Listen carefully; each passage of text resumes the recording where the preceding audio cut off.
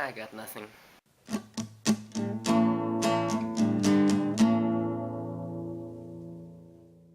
Enemy is directed by Denis Villeneuve, if that's how you pronounce his name, written by Javier Gullion, and it's based on a book called The Double by Jose Saramago, and this movie stars Jake Gyllenhaal, Melanie Laurent, and Sarah Gadon. So Enemy is about this kind of down on his luck or bored with life history teacher named Adam, and his life is pretty much entirely routine at this point. He teaches the same lessons over and over again. He goes home, checks papers, has sex with his girlfriend, but one day when he's watching a movie, he sees someone in the movie who looks exactly like him, and he becomes obsessed with trying to get to know or find this guy, and weird things happen when these two finally meet. Now I gotta warn you first, the enemy, unlike what the trailers make it look like, is actually much artsier than you might think. I had just seen Under the Skin before watching this movie, and I will actually say I think that Under the Skin isn't as art housey as Enemy. Like Enemy is just way more cryptic and strange. And I realize it's kind of unfair to call art house movies just all, cryptic and strange, but the way I view art house movies at least is that, if I can't really understand them on an intellectual level, the least I look for is, I just hope the themes are coherent, and as long as I get an emotional reaction out of it, I'm fine with it, no matter how artsy it can be. So I will say that Enemy is definitely a well-made movie. However, I personally felt a bit unfulfilled coming out of it. First of all, there's no denying this is a visually impressive movie. Everything looks great. The vision they have of Toronto in this movie is really, really interesting because they make it seem so empty and eerie and clean and stuff. So, it has this dreamlike quality to it that, not everything is as it seems. And I think that's like one main theme in the movie.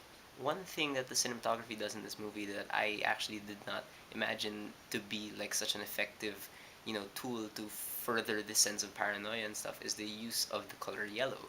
Like everything in this movie is yellow. Like, and it's not like the happy yellow. They use the yellow to feel like to give you the feeling that things are uneasy. It kind of makes you feel queasy and stuff. And I get that the cover of the book I think was yellow, and they're trying to pay homage to that, but it actually works very well on its own. And there are a few instances when they use CGI in this movie, and thankfully, they didn't just, put CGI shots and just, put no budget into them. Like, they actually do look good. In terms of characters, I like how the characters of Adam and Anthony. Anthony is the double that Adam sees in the movie. They're both played by Jake Gyllenhaal. I like how they aren't total opposites. Like that's kind of like an easy way to write those characters, just to put them on opposite ends of the spectrum. But here, it's actually kind of smart. It's a bit more realistic in the sense that they kind of form a Venn diagram. There are things that they have very much in common, but again, there are things also that are total opposites. And for me, it just makes it more believable because I think if I would meet like my double, he wouldn't be the complete opposite. I don't think that's how it works, but who knows how it really works. And there are very few characters in this movie, but that's actually, I think, it works in favor of this movie because this movie feels like a stage play at a lot of times, and all these characters are used very, very well. Now, in terms of acting, Jake Gyllenhaal in this movie is great. Like, he really does a great job making these two characters feel very distinct from each other, and he doesn't overdo it in any way. Again, it's like a Venn diagram, but just the way he carries himself as both Adam and Anthony, that as soon as you see one of them walk on screen, you know immediately which one that is, even if they look exactly the same. Just the way they talk, the way they move around and stuff, like he really does a great job letting us know very subtly like who's who. And is it weird to say that he has great chemistry with himself? I mean, I don't know, but like when they're in a scene together, when he's in a scene with himself, it feels like he's playing off of himself. So I guess that's good. Melanie Laurent and Sarah Gadon don't have as much to work with, obviously, but they are good. Especially Sarah Gadon, I think, who gives off the impression that she knows a lot, but she doesn't. Again, just like Gyllenhaal, she doesn't really overdo it at all. Like you just can see it through her expressions and her eyes and stuff. And the director Denis Villeneuve, he sets the mood very well through visuals alone. Again, the use of cinematography and just like the strange imagery and stuff, it really makes you feel kind of uneasy throughout the entire movie. And he really knows how to use his camera to get the sense of repetition, like early on in the movie when we're looking at Adam's life.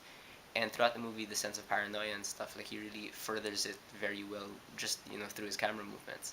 Now, unfortunately, as for the things I didn't really like about this movie, for one, I feel like this didn't have to be as slowly paced as it was. Like this entire movie is really, really slow paced, and while I don't have a problem with that inherently, I enjoy lots of slow paced movies.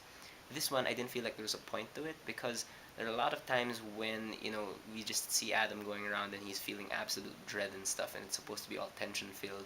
But I really, really didn't feel that. Like, as a viewer, you don't really understand why he's so nervous at certain points, and just the movie making it so slow at those points, it didn't really suck me into it. In fact, it kind of like separated me from the experience, and I was like, why is it this slow? And I personally don't think the idea of meeting your double wasn't developed as much as I would have wanted it to be developed because, I kept thinking that, when normal people quote unquote meet, their double, they'd be a bit more freaked out, I think, or at least they'd delve into it a bit deeper. But here it is just kind of kept on surface level, at least in my opinion. And I think I got some of the themes that this movie is trying to tell me, but I thought that it got way too cryptic at certain points. Like, some of the dialogue was just like, I have no idea what you're talking about. Again, that might just be my fault for being, not smart enough. But for the most part, like, I want these kinds of movies to at least help us out a bit because they know they're being cryptic, but don't leave us in the dark so much.